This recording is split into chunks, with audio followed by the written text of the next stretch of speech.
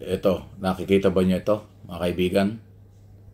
Si dating Senador Kiko Pangilinan, Sharon Cuneta, President Marcos Jr. at siyempre Lisa Araneta Marcos, ang First Lady. Ayan. Naku, marami maiinggit dyan. Piklawan, dilawan yan. Okay? Pero ngayon, ang ganda ng kanilang picture. Nagkita-kita. Ang ganda ng ngiti ng First Lady, pati ang Pangulo, at siyempre yung mag-asawang Kiko at Sharon Cuneta. Anong ibig sabihin nito? Kung yung mga gunita noong nakarang eleksyon ng 2022, si Kiko Pangilinan ang vice presidential candidate ni Leni Robredo. Pero ngayon, eto. Talagang ito na ba yung reconciliation? Ito na ba talaga yung malawakang pakikipag-ugnayan ni Pangulong Marcos sa lahat ng sektor na nakakaintindi sa kanya at tumutulong sa kanya? Yung ayaw siyang suportahan at naninira sa kanya ay hindi niya masyadong pinapansin. Pero kahit na anong sektor, kahit naging kalaban pa sa politika noong nakaraang administrasyon, ang kanya ngayong kinakausap, binibigyan ng pagkakataon at nagkakaroon ng ganitong mga picture at bonding o kung ano man. Kung ano man ang opisyal na meeting nito at okasyon, hindi na mahalaga yon. Ang mahalaga ay nagkita sila. Alam mo ninyo, para bilang background lang, alam ba ninyo itong Sharon Cuneta? Kahit nung ito po ay bata-bata pa rin, di ba? Talagang mga Marcos ito. Kung di ako nagkakamali, ang ninang nito sa kasal, hindi Kikiko yung dating asawa niya, si Gabby Concepcion. Hindi ako sure, pero alam ko parang ganun eh. Si dating unang ginang Imelda Marcos, ang mother ni Pangulong Marcos. Madalit sabi, ang background po talaga ng mga Cuneta ay mga Marcos. Si Sharon Cuneta, anak ni Pablo Cuneta na napakatagal na naging mayor ng Pasay City. Halos 20 taon yata yun eh. Sino ba si dating Mayor Pablo Cuneta ng Pasay?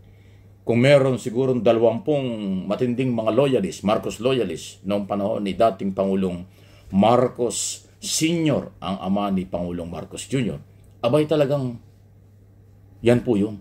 Marcos loyalist talaga ang mga Cuneta noong araw. So ngayon, dahil second generation na ito, pangatlong generation na nga, ayan, hindi na ho maitago. Alam naman natin na yung mag-asawang Cuneta at Pangilinan ay talagang piglawan-dilawan yan dahil Leni Robredo. Pero baliwala na yan, tapos na yan, eto na. Kaya sabi ko sigurado may maiinggit kasi dati tumagal ito mga picture may mga Duterte at kaalyadong Duterte ang kasama ng Pangulo, ngayon hindi na. So ito'y aking isinasalarawan na baka ito na nga yung national reconciliation. Kasi lihitimo naman po na mas malaking grupo ang piglawan-dilawan. Nauna nga dyan na nagkaroon po ng pag-uusap, pagkikita, nagkamayan pa nga, ay si Pangulong Marcos Jr. at saka si Leni Robredo sa Bicol noong nakaraang mga buwan. Doon nagsimula yung talagang nagkalapit hanggang ngayon. Ito, yung kanyang naging vice presidential candidate, ay siya ang kasama niya ngayon. O, di ba? Nako, kaya ho siguradong may mga naiinggit-inggit na naman dyan. At maganda po ito. Kaya ko po pinapakita yan. Yan yung indikasyon na ang Pangulo ay talagang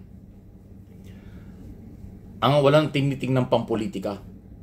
Sa tingin niya na makakatulong sa kanya, makakatulong sa administration, makakatulong sa mga followers, especially, siyempre yung followers ng Piglawan-Dilawan, followers ni Kiko Pangilinan at Sharon Cuneta, abay matutuwa dyan.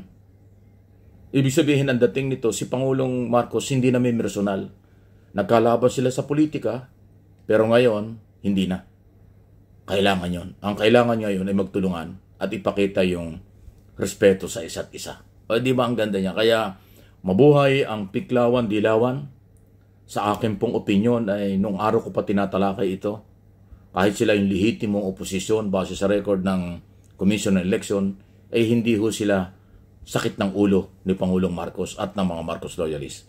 Actually, mas marami silang pahayag na pagsuporta, paghanga sa international foreign policy policy sa West Philippine Sea issue at sa national security. At ekonomiya na rin. Wala pa akong natatandaan na matinding batikos ang mga piglawan-dilawan kay Pangulong Marcos. After election ay dahan-dahan silang nakiramdam hanggang makita nila na okay naman, naging maganda ang focus sa trabaho, sinuportahan nila ang lahat halos ng mga programa. Paminsan-minsan mayroong mga criticism pero normal lang yon. Dahil ang criticism naman ay nagpapalakas ng demokrasya at nakakatulong din yan sa gobyerno. Basta constructive criticism. Wake up call ang mga statement at mga topic. Pabor yan sa gobyerno. Naintindihan niya ni Pangulong Marcos. Hindi katulad ng kabila. Alam na ninyo kung sino. Ang mga Duterte or Duterte supporters. Wala naman silang sinabing positibo sa administrasyong ito. Puro negative. Puro panlalait. Pamimersonal. Pagpapabagsak. O diba? Pero hindi naman sila ang lehitimong oposisyon. Tingnan nyo sa record ng COMELEC, hindi oposisyon ang PDP laban o ang mga Duterte. Piling lang nila oposisyon sila. Kasi ang kanilang interest naman, sabihin natin, parang agawin ang kapangyarihan ni Pangulong Marcos. Or nagmamadali sila na iupo, ibalik ang mga Duterte. Nagagamitin ay si Sara bilang pangalawang Pangulo. Ay hindi naman pwede yun. Hindi pwede kailanman yun. Pwede lang yan sa eleksyon kung kinakailangan, pero nagalit na ang tao dahil na masyado silang mapersonal ang mga statement, kaya wala na hong kasiguruhan yun. Okay? Sa ngayon, lahat ng klaseng kanilang pag-aaklas, lahat ng klaseng people power na kailang panawagan, wala namang nangyayari. Nilalangaw lang ang mga rally. O diba? Tapos pinakita ng mga Marcos supporters at loyalists, isang panawagan lang sa people power monument, yan mo sa Quezon City. O, nakita ang libu-libong mga Marcos loyalists. So, lalong nagpalakas yun at ng administrasyon ni Pangulong Marcos. Ayun po yun. So, nako, ano inyong masasabi dyan? Sharon Cuneta, Kiko Pangilinan, nakipag-ugnayan na, nakipagkita na, at sabihin nating umpisa na ito ng sana'y malapit na at magandang relasyon na magtutulungan. Kung sakali pa itong si Kiko Pangilinan ay makabalik sa Senado, dahil alam ko, kandidato senador yan makakatulong pa yan sa ating administrasyon. Because of Sharon Cuneta. Inuulit ko, Sharon Cuneta, anak ni dating Mayor Pablo Cuneta, isa po yan sa talagang Marcos loyalists, Marcos supporters, nung Marcos administration, Marcos senior administration. O, di ba? Kaya huwag na kayo magtaka. Baka sabihin nyo, nagbalimbing na, nagsipsip na yung Pangilinan Sharon Cuneta. Ay, nagkakamali kayo. Hindi nyo alam ang background. Yan ang totoo. Original si Sharon Cuneta. Kung hindi man si Kiko Pangilinan Marcos, pero yung Sharon Cuneta, kahit kailan.